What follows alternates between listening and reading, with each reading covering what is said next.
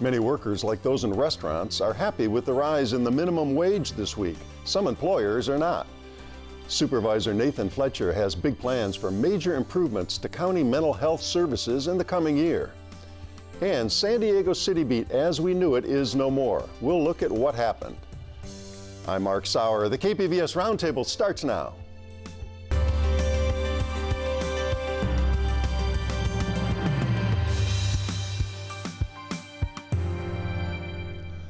Welcome to our discussion of the week's top stories. I'm Mark Sauer, and joining me at the KPBS Roundtable today, KPBS reporter Priya Sridhar, former San Diego City Beat editor Seth Coombs, and Charles Clark, who covers county government for the San Diego Union Tribune. Well, the federal minimum wage has been stuck at $7.25 an hour since 2009, the longest stretch without a raise since the law was enacted in 1938. House Democrats passed a bill in July raising it to $15 an hour, and that was, of course, DOA in the Republican Senate. But many states, including California, are stepping up. And Priya, start with the minimum wage increase taking place this week and who's affected by it. That's right. So companies that have 25 or more employees, their minimum pay level is going up to $13 an hour. For companies or businesses that have fewer than 26 employees, they are now required to have a minimum wage of $12 an hour. And this is part of a state law that was enacted back in 2017. And ultimately, the goal is to get the minimum wage up to that bill that you mentioned that the Democrats passed in the House and get the California minimum wage at least up to $15 an hour. So it's slowly but surely getting bumped up every year. Yeah, and that's happening in a lot of states, right? Correct, yes. Not quite half the states, but I think about 20 states where it's slowly trying to edge toward that magic $15 number. Yeah, right? They don't want to obviously do this overnight, but even a dollar increase, we're going from $12 an hour to $13 an hour for those bigger businesses, 11 to 12 for the smaller ones. For businesses that, are really pinching pennies here, they're saying that it's hitting them pretty hard, actually. And we're going to get to that in just a minute, but remind us, when does this all take effect? When does it, gradually get to it's over several years yet. Right, yeah. So it started in 2017, and that was back when the minimum wage was $10 an hour. And by January 1st of 2023, that's when we're going to see across the board, regardless of the size of your business, the minimum wage will be $15 an hour. Okay. And the law has, as we're noting, has been controversial. You interviewed two business owners for reaction this week with different takes. First, we're going to hear from Corbin O'Reilly. Tell us what kind of business he has. So he has a barbecue company. He has a catering business, which he's had for about 6 years. And then he also opened up a storefront in the College area that's just turned 2 in November. He started out with about 3 employees, and now I think he's up to about 15. So he's below that 25 employee threshold. So he's going to have to raise his minimum wage to $12 an hour. And so, yeah, let's take a listen to what he had to say. It really impacts our bottom line. We have so much overhead built in around the restaurant, and just any little thing, this adds on, especially if you're working a longer event, a cater event, and overtime kicks in as well. So these types of things just kind of weigh down the business.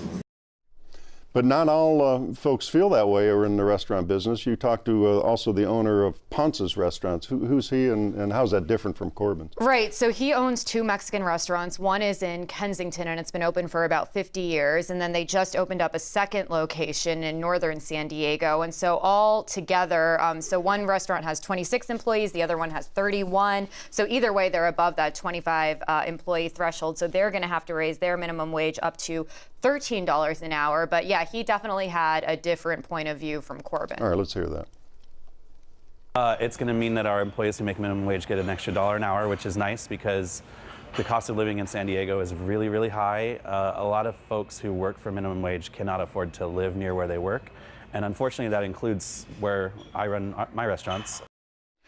Well, he segues nicely into my next question, which is that minimum wage. I mean, even $15 an hour, you're not going to get rich in San Diego on that.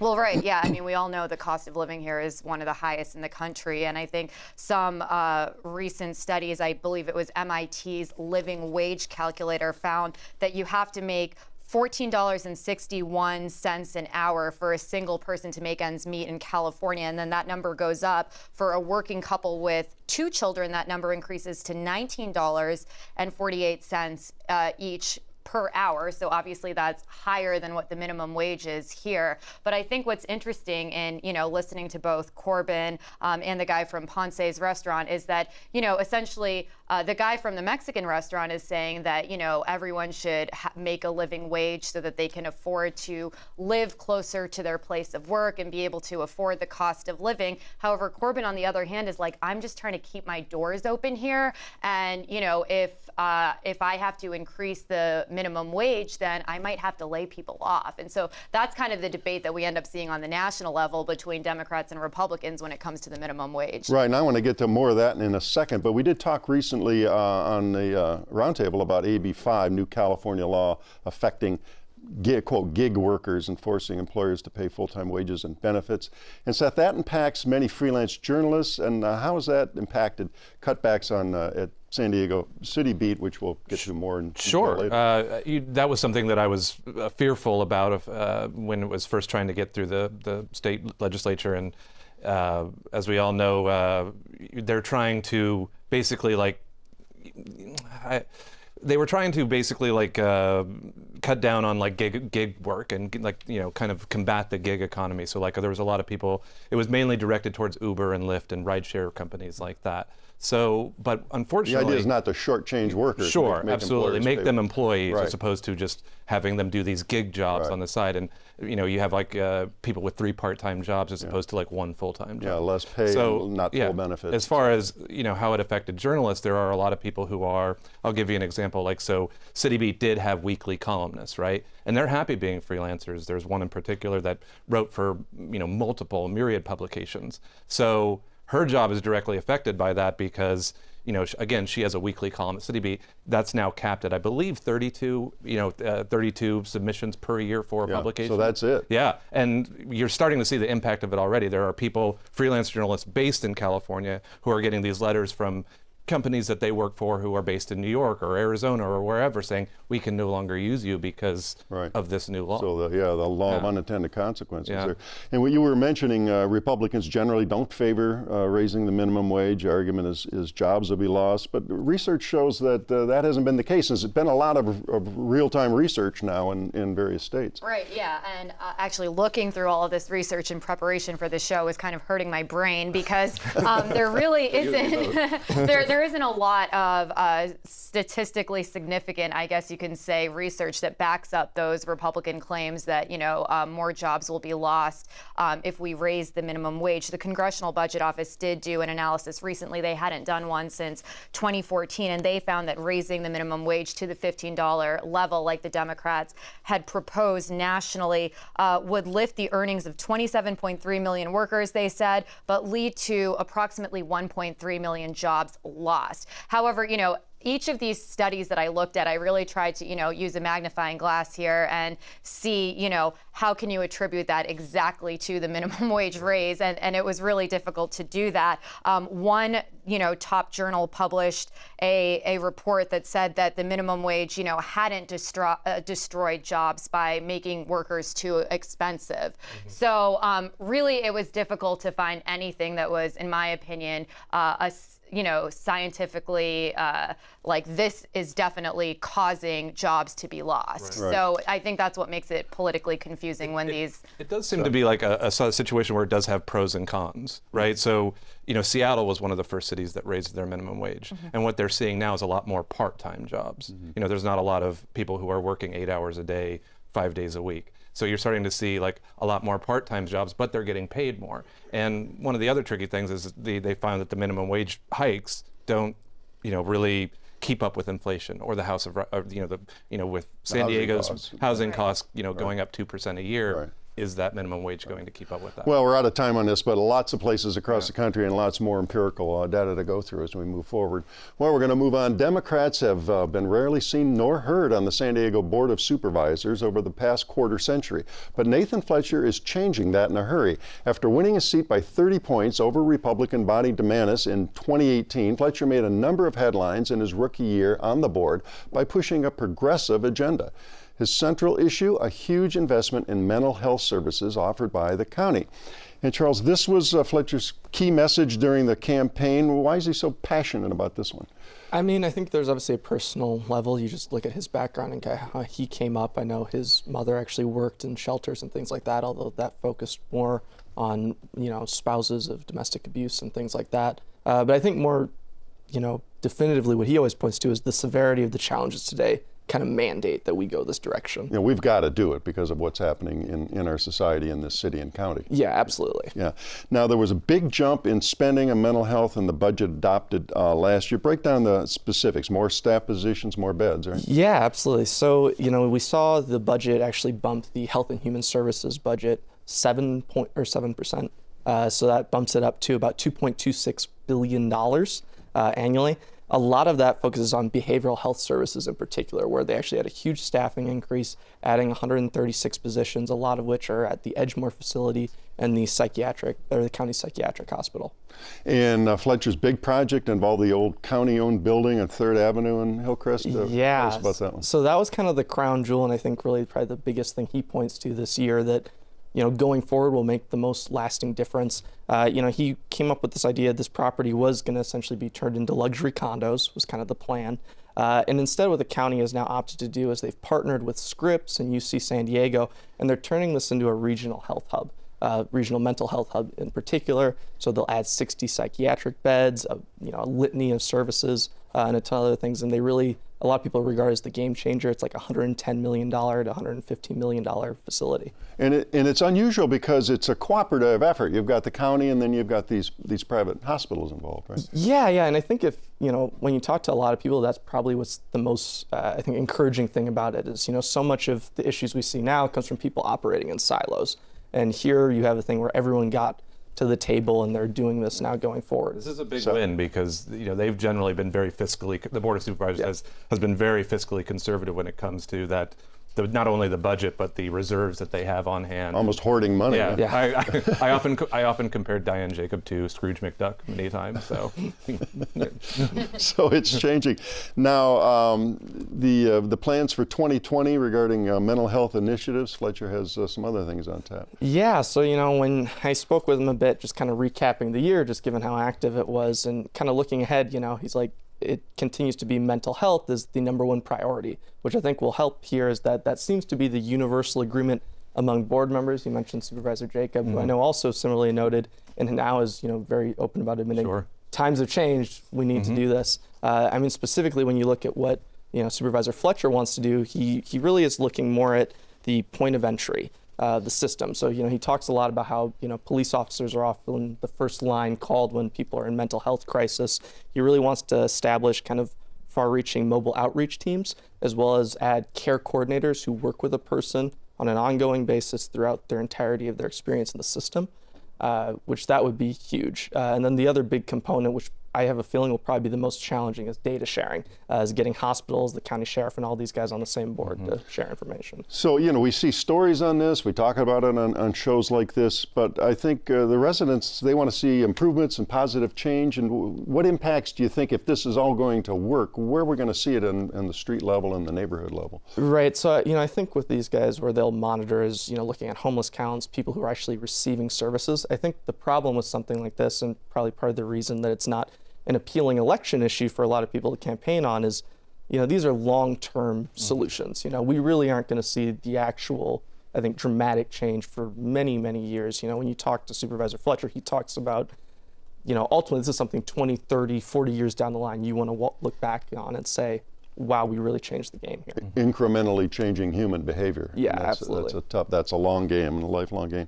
And Steph, why do you think Nathan Fletcher's been able to accomplish so much? The few Democrats we've had here really didn't make that kind of impact that we're hearing about. I think he does have a very bipartisan kind of outlook. And used to be a Republican. That's what I was just about to point out. Absolutely. Thanks for stealing my thing. No, I was kidding. No, but he has relationships with a lot of people, and he really does, care about, I would say slightly more left or progressive issues, and I think that he's done a good job in the regard that he's found a way to get again, a slightly more, I wouldn't say slightly, a fiscally conservative board of supervisors, county board of supervisors that has, been a little tentative about these things. And there was a lot of mistakes that I feel like they had to learn the hard way. I mean, there was the Hep A, and then there's the ongoing issue with the county jails. And I think that he kind of maybe edged, in there and just said like, hey, like this is a good thing. This will help with everything. Right, Charles? Yeah, and I was going to say, I'd add to that, it's just the changing of the board overall is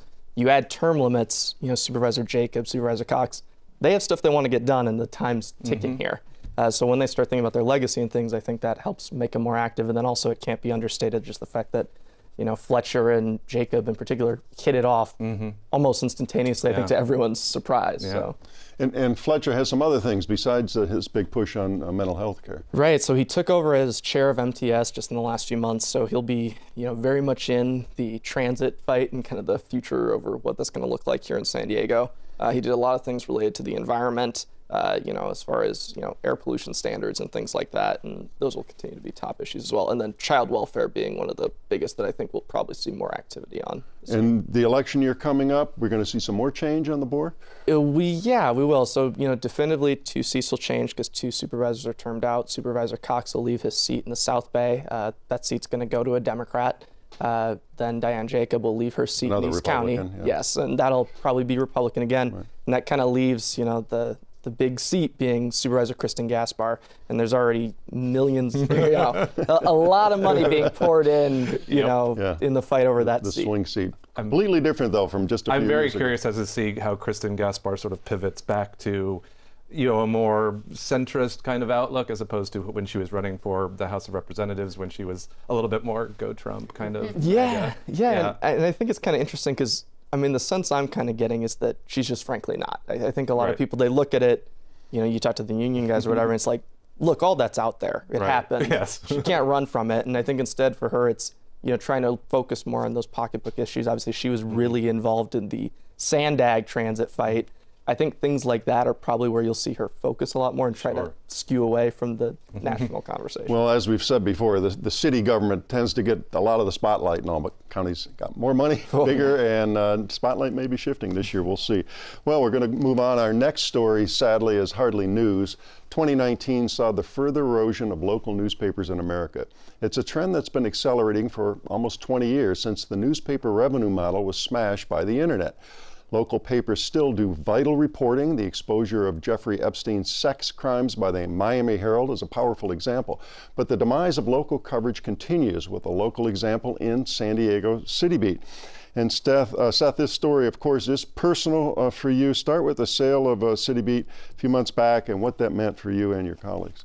Oh, I mean, it obviously, like when we got the news, we were a little tentative about how things would go, and there was a good reason for that because it's important to point out that Southland Publishing owned, before the sale, 5 papers all around Southern California.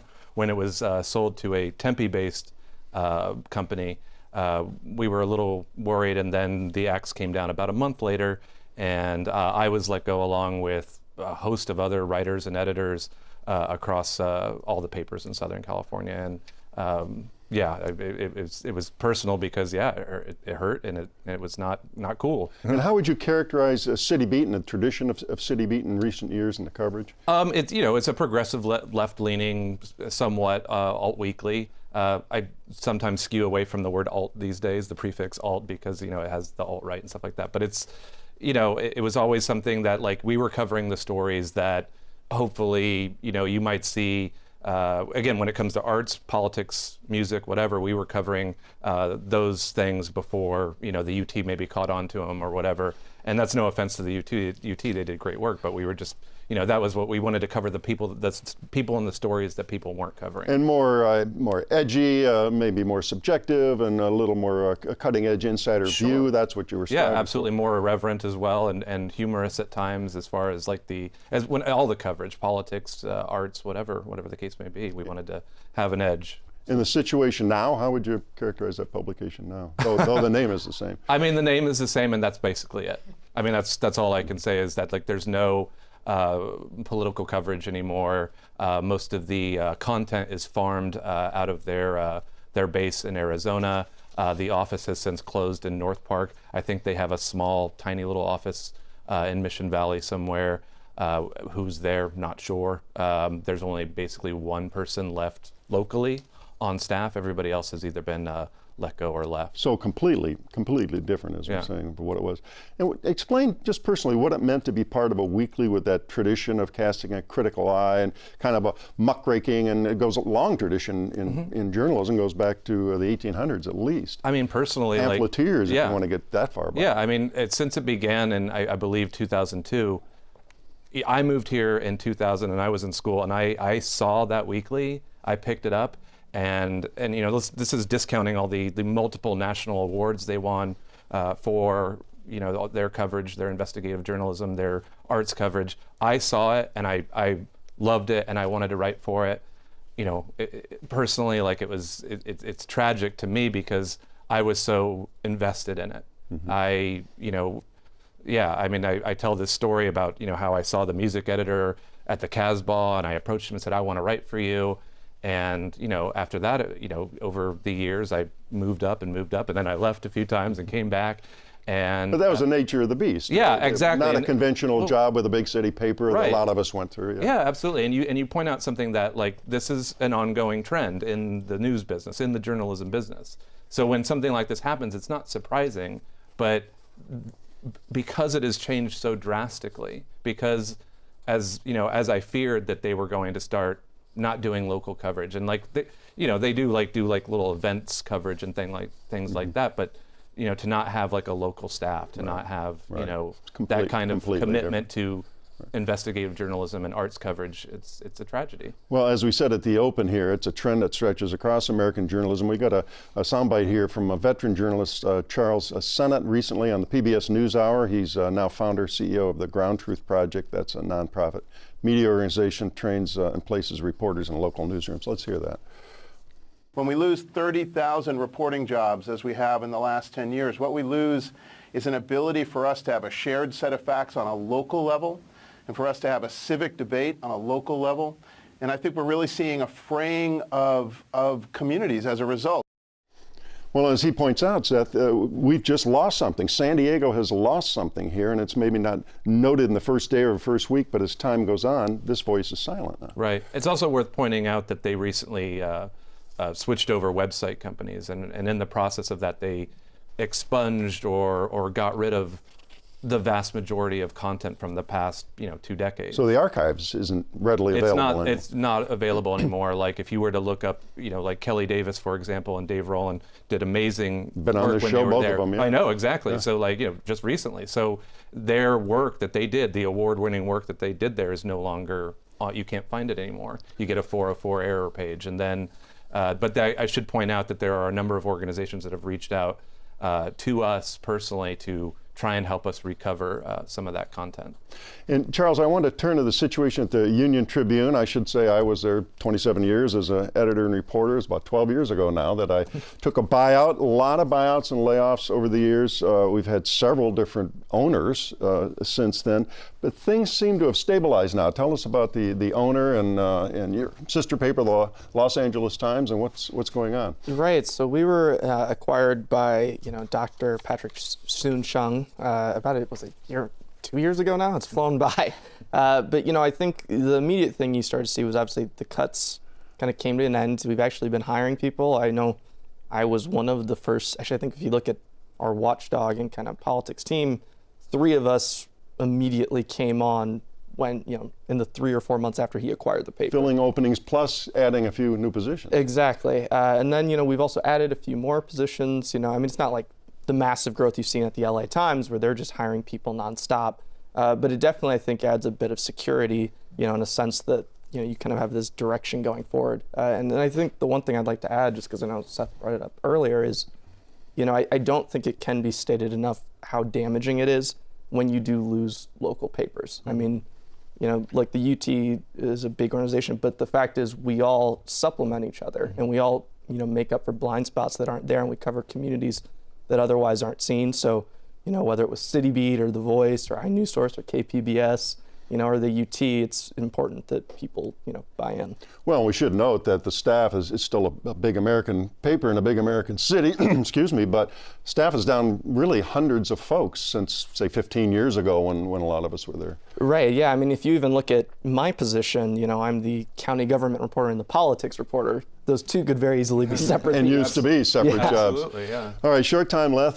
Seth, what are you doing now? Your colleagues now? It's I'm freelance writing in an AB5 world, so we'll see how that goes. But in any case, there are a number of my colleagues have started their own websites. I do encourage people to read Ryan Bradford. His new website is Awkward SD. You can find it easily. He's doing a lot of the stuff that he did at the paper. He has a column called "Well, That Was Awkward," and he's doing a really cool thing. And then as far as me goes, I don't know. We'll see. well, I'll encourage everybody, support local journalism, Absolutely. support websites, news sites. Please, a new year, make it a priority. Well, that wraps up, excuse me, another week of stories at the KPBS Roundtable. I'd like to thank my guest, Priya Sridhar of KPBS News, Seth Coombs, formerly with San Diego City Beat, and Charles Clark of the San Diego Union Tribune. Reminder, all the stories we discussed today available on our website, kpbs.org. I'm Mark Sauer. Thanks for joining us today on the Roundtable.